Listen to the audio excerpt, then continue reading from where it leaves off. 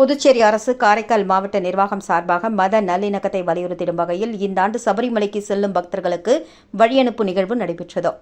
புதுச்சேரி அரசு காரைக்கால் மாவட்டம் நிர்வாகத்தின் சார்பாக மத நல்லிணக்கத்தை வலியுறுத்திடும் வகையில் ஒவ்வொரு ஆண்டும் சபரிமலைக்கு செல்லும் பக்தர்களுக்கு வழி அனுப்பு விழா நடத்தப்படுவது வழக்கம்.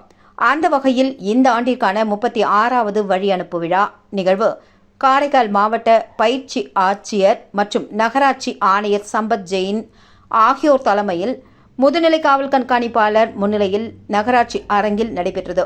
இந்த நிகழ்ச்சியில் காரைக்காலை சேர்ந்த சமாதான கமிட்டி உறுப்பினர்கள் மற்றும் முக்கிய பிரமுகர்கள் சபரிமலைக்கு செல்லும் பக்தர்கள் கலந்து கொண்டு சிறப்பித்தனர். மேலும் இந்த நிகழ்வில் சபரிமலைக்கு செல்லும் பக்தர்களை வாழ்த்தி மும்மதத்தினரும் பேசினார்கள்.